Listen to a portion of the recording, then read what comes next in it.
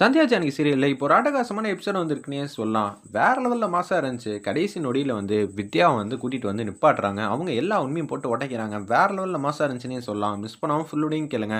அதுக்கு முன்னாடி இந்த வீடியோ பிடிச்சிருந்துச்சுன்னா லைக் பண்ணுங்க. நம்ம சேனல் கண்டினியூ ஆதரவு வந்துட்டாங்க.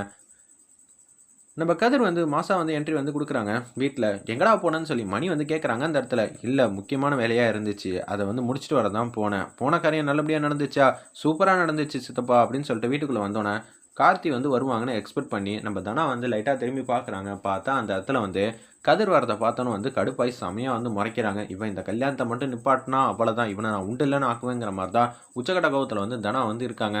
அப்பன்னு பார்த்து ஏன்டா எனக்கு வந்து மெசேஜ் பண்ணியிருக்கலாம் இல்லடா? எதுக்குடா வந்து பேப்பர்ல எழுதி தூக்கி போட்ட? எந்த காலத்துலடா இருக்க? அப்படின்னு சொல்லி அந்த இடத்துல நம்ப மாயா வந்து சீனுகிட்ட வந்து கேட்குறாங்க.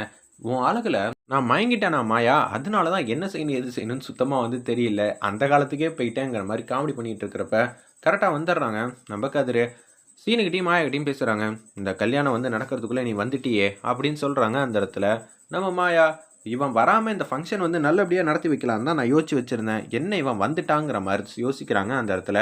சீனு, ஏய் சும்மான்ட்றா. இந்த கல்யாணம் வந்து நடக்கக்கூடாது. டேய் தனத்துக்கிட்ட வந்து ஏமாத்துற மாரி இங்க ஏமாத்துற வேலைலாம் வச்சுக்காத. நான் மாப்பிளைய பத்தி தெள்ள தெளிவா விசாரிச்சேன். என்னோட சந்தேகம் எல்லாம் வந்து 100% கன்ஃபார்ம் ஆயிடுச்சு. அவன் தப்பானவன் தான் அப்படின்னு சொல்லும்போது, சும்மான்னு இருக்கியா? அப்படின்னு சொல்லி கத்துறாங்க அந்த இடத்துல. நம்ம சீனு கதிர பார்த்து உடனே வந்து ஜானகி அம்மா வந்துடுறாங்க. என்னாச்சு? ஏதோ ஒண்ணு பேசுனீங்களே. இல்ல அத்த, எந்த விஷயமும் இல்லங்கிற மாரி சீனு வந்து சொல்லிட்டு இருக்காங்க.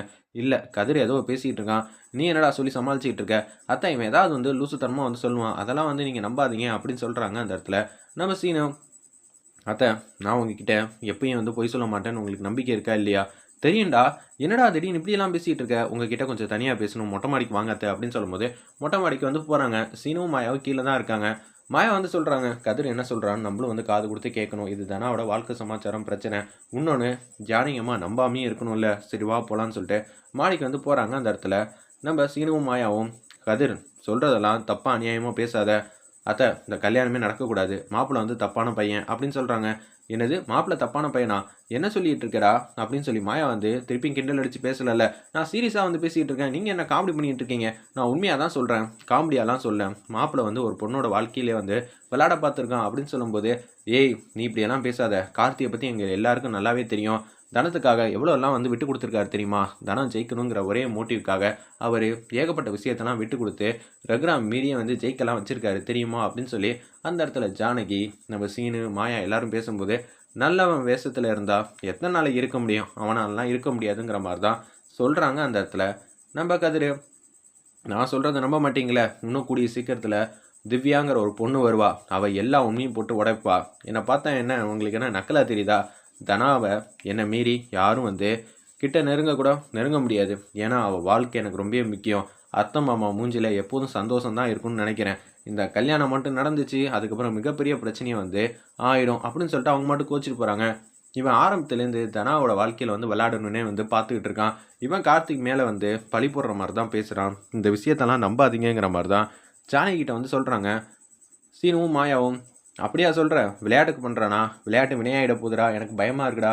இவன் சொல்றத அப்படியே லேசு போக்குல வந்து விடவும் முடியாதுங்கிற மாரி யோசிக்கிறாங்க அந்த இடத்துல. நம்ப ஜானகி அம்மா பட்டமா ஏறுறாங்க. அப்படியே கீழ குடுகுடுன்னு வராங்க. வந்தோனே வந்து சாமி ரூம்ல வந்து விளக்கேத்துறாங்க. கடவுளே! உண்மையிலேயே வந்து கதிர் உண்மைய தான் சொல்றானா? இல்ல வேற ஏதாவது பிரச்சனையா? எங்களுக்கு எதுவுமே தெரியலையே! இந்த கல்யாணம் நடக்கணுமா வேணாமா? நீங்களே ஒரு முடிவுக்கு வந்துருங்க. நல்ல விதமா நடந்தா, எங்க குடும்பத்துக்கு வந்து சந்தோஷமா இருக்கும்னு தான் நாங்க ஆசைப்படுறோம். ஆனா, இதுக்கு பின்னாடி இவ்வளோ பெரிய பிரச்சனைலாம் இருக்கும்னு நாங்க எதிரே பண்ணல, எக்ஸ்பெக்ட்டும் பண்ணலங்கிற மாரி யோசிச்சுட்டு இருக்காங்க.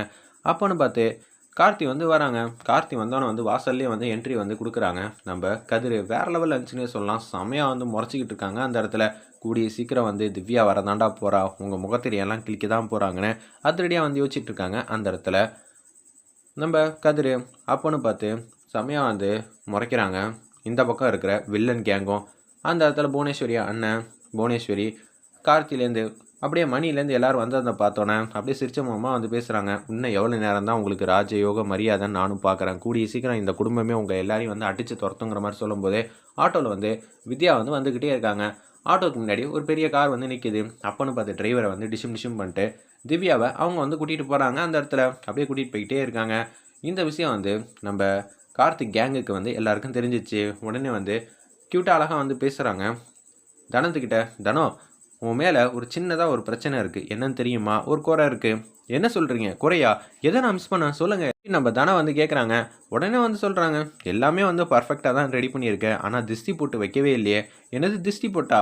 மையா எதுக்கு வைக்கணும்? நீ இவ்வளோ க்யூட்டாக அழகாக இருக்க, நான் உனக்கு கல்யாணம் பண்ணிக்க போகிறேன். அப்படி இருக்கும்போது நம்ம 2 பேரையும் பார்த்து கண்ணு வச்சுட்டா என்ன பண்ணுறது? அதனால தான் திஷ்டி போட்டு வச்சா நல்லா இருக்குமே நினைக்கிறேன் அப்படின்னு சொல்கிறாங்க அந்த இடத்துல. கார்த்தி இதை கேட்டோன்னு வந்து மாயாவும் நம்ம சீனும் வந்து சந்தோஷமாக வந்து சிரிச்சிட்டு இருக்காங்க. பாத்தியா, மாப்பிள்ளை எவ்வளோ தங்கமானவராக இருக்காரு. ஆனால் கதிர் வந்து ஏதாவது ஒரு பிரச்சனை பண்ணுன்னே நினச்சிக்கிட்டு இருக்கான்.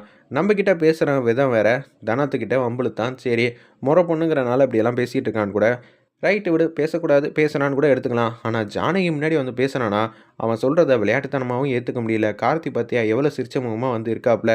இப்படி எல்லாம் நடக்குமாங்கிற மாதிரி அவங்க வந்து மேல்நோட்டமாக வந்து யோசிச்சுட்டு இருக்காங்க நம்ம சீனுவும் மாயாவும்.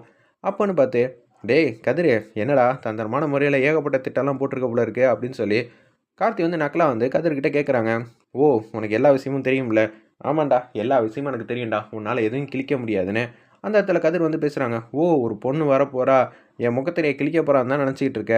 அவளை நாங்கள் எப்பயோ வந்து கூட்டிகிட்டு போயாச்சு, இனிமேட்டு இந்த வீட்டுக்கு வரவே மாட்டா. என்ன நினச்சிக்கிட்டு இருக்க? நான் இந்த வீட்டுக்கு வந்து மாப்பிள்ளை ஆகணுங்கிறது ஆசை இல்லைடா, பேராசைடா. அப்போ தான்டா ரகுராம் குடும்பத்தை வந்து பழி வாங்க முடியும் நாங்கள் யோசிக்கிறோங்கிற மாதிரி சொல்கிறாங்க. உன்னால் எதையுமே வந்து கிழிக்க முடியாது. நீ சொன்னால் யாரும் இங்கே நம்ப கூட மாட்டாங்க. தனா வந்து நான் உன்னை அடிக்க சொன்னால் கண்டிப்பாக அவள் உன்னை பலாறு பலாருன்னு அடிக்க தான் போகிறா. பார்த்துக்க, அசிங்கப்படாமல் ஓரமாக வந்து நிற்கணும் சரியா? பிரச்சனை பண்ணுறேன், ஹீரோயிசம் பண்ணுறேன்னு சொல்லி ஏதாவது காமெடி கிமெடி பண்ணாதாங்கிற மாதிரி அந்த இடத்துல வந்து கார்த்தி வந்து சொல்லிட்டு அங்கேருந்து போகிறாங்க. பந்தக்கால் வந்து நட்டணும், எல்லோரும் வாங்கன்னு சொல்லி அந்த இடத்துல வந்து பந்தக்கால் நடுறதுக்காக வந்து எல்லோரும் வந்து இருக்காங்க. கடவுளே, எந்த விதமான பிரச்சனையும் இல்லாமல் நல்ல விதமாக வந்து பந்தக்கால் நடணுங்கிற மாதிரி சொல்கிறப்ப கரெக்டாக கதிர் வந்துடுறாங்க. அந்த இடத்துல நிப்பாட்டுங்க மாமா அப்படின்னு சொல்கிறாங்க. என்ன ரகுராம் இங்கே நடக்குது? இவனுக்கு வந்து இவ்வளோ பெரிய மரியாதையெல்லாம் கொடுத்து வச்சுருக்கீங்க, இது மாதிரி வந்து அபசகுனமாக வந்து பேசிகிட்டு இருக்கான். நம்ம கல்யாணம் வந்து எத்தனை வருஷம் கனவு அப்படின்னு சொல்லும்போது நம்ம 2 குடும்பமும் ஒன்று சேரணும்னு சொல்லி எல்லோரும் ஆசைப்பட்டுட்டு இருந்தா, இவன் என்ன இப்படி பேசிக்கிட்டு இருக்கான்? இந்த பையனுக்கு எல்லாம் நார்மலாக தானே இருக்குது அப்படின்னு சொல்லும்போது, டே கதிரவா, உன்னை பற்றி எல்லார்ட்டையும் பெருமிதமாக வந்து பேசிகிட்டு இருக்கேன், நீ ஏன்டா இது மாதிரிலாம் பேசிகிட்டு இருக்க அப்படின்னு சொல்லி ரகுராம் பேசும்போது, மாமா இந்த கல்யாணமே நடக்கூடாது, நிப்பாட்டுங்க அப்படின்னு சொல்லும்போது சிவராமன் வந்து பேசுகிறாங்க. ஏன்டா எப்போ பார்த்தாலும் காமெடித்தனமாக வந்து பண்ணிக்கிட்டே இருக்க? உன்னோட விளையாட்டுத்தனத்தை நாங்கள் எல்லோரும் ரசிப்போம், ஆனால் இந்த மாதிரி விஷயத்தெல்லாம் வந்து விளாடாத, அவ்வளோதான் சொல்லுவேங்கிற மாதிரி சொன்னோன்னா ரமணி பாட்டி வந்து கடுப்பாயிடுறாங்க. டே கதிரவா, தேவலாம் பிரச்சனை பண்ணுற வேலையெல்லாம் வச்சுக்காத, எல்லா ரகுராம் கொடுக்குற இடம் தான், உன்னை தலையை மேலே தூக்கி வச்சு தாங்கினால அதனால தான் ரகுராம் வீட்லேயே ஒரு ஃபங்க்ஷன் வந்து நடக்கக்கூடாதுன்னு நினைக்கிறியா அப்படின்னு சொல்லும்போது, என்ன நினச்சிட்டு இருக்கீங்க? இவங்க எல்லாரும் வந்து ஒரு குடும்பம்னு, அதுவும் நம்ம வீட்டு பொண்ணு வந்து இவங்களுக்கு கேட்குதான்னு சொன்னோன்னே தனத்துக்கு செம்மையாக வந்து கோவம் வந்துருச்சு. செம்மையாக வந்து அடிக்கணுங்கிற முடிவில் வந்து இருக்காங்க. தனம் வந்து நம்ம கதிரவனை ஒரு பக்கம், என்னடா ஆதாரம் வச்சுருக்க? நீ ஆதாரம் வச்சுருக்கியா அப்படின்னு சொல்லி கேட்கும்போது, ஆதாரம் தானே இப்படி சூடு அப்படின்னு சொல்லிட்டு மாசா வந்து பின்னாடி வந்து ஒரு பொண்ணு வந்து நடந்து வந்துட்டு இருக்காங்க. வேறு யாருமே இல்லை, திவ்யா வந்து கூட்டிகிட்டு வராங்க. வேறு லெவலில் மாசா இருந்துச்சுன்னே சொல்லலாம். மிஸ் பண்ணாமல்